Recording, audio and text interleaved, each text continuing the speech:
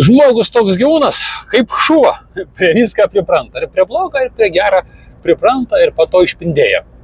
Pavyzdys, važinėjau dabar po Iraną. Irane su kūru, tokį taip, dizelio nėra, nu kaip nėra. Vat Irake tai nebuvo, kai tikrai nebuvo, net už pinigus negalėjo gauti. A Irane jisai dizelis nėra parduodamas, tu turi privažiuoti į degalinę, kur kraunasi furistai pilasi ir užsipili kūro. Dažniausiai užsipili už dyką. Nu, pavyzdžiui, pilną baką, to 50-60 litrų gali užpilti už dyką. Arba ten maždaug skaičiuoja koks 1 arba 1,5 cento, tada furistai duoda pinigus užpilėjui. Taip, eik užpilėjai kažką, sumokėk, ateina užpilėjas, ta prasme, ir sako, ten maždaug duok ten tiek, duok 300 centų, užsipilė 300 litrų, duok 300 centų. Nu, duoji 300 centų. Nu, aš jau 3 savaitę važinėjau po tą Iraną ir pripratau, kad, nu, tai čia nekainuoja, užvažiuoju į degalinę, bakas tuštas mane, nei kiek. O gal reikia dizelio, fūrų nėra. Šitas, nu ką, nu, pasiimsiu, pavalgysiu, palauksiu, gal privažiuos fūrą, ką nors gausiu. Ateina užpilėjęs, sako, jokių problemų. 200 tamanų, ar 200 tūkstančių, 200. Galvoju, blembački, skaičiuoju ir taip, gaunasi 17 centų už litrą. Nu galvoju, nu nafig, blembački, brangu, 17 centų už litrą, nu kaip absurdas, nu pilt, nepilt, man čia pilt, nepilt. Įsivaizduojat? Idiotiškumo situacijos. Jau kas nors pasakytų, kad jums kūras 17 centų kainuoja.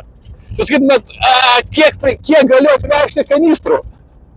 Aš idiotas, ir galvoju, kol aš begalvojau, tas užpilėjęs, užpilė man pilną baką.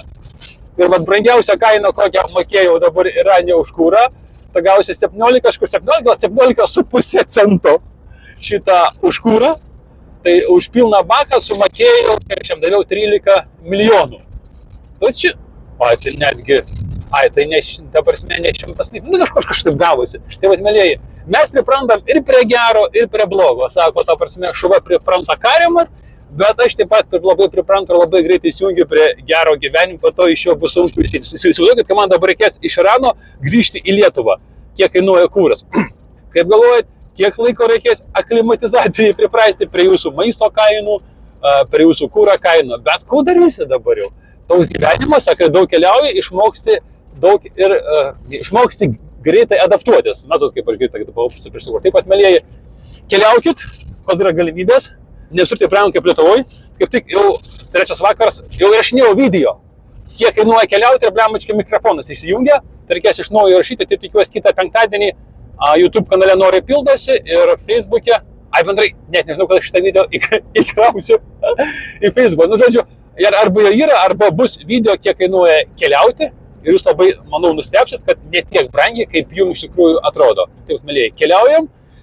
Nesvarbu keliauti, vis tiek nuostabus, man tikrai aš teisingai važiuoju, dabar važiuoju kažkokį kitą didžiulį miestą, buvusią sostinę Irano, man 200 lygiai kilometrų, bet mėlėjai. Aš važiuoju, jūs toliau žiūrit video ir komentuojat. Bet kokiu atveju, tu nuostabus.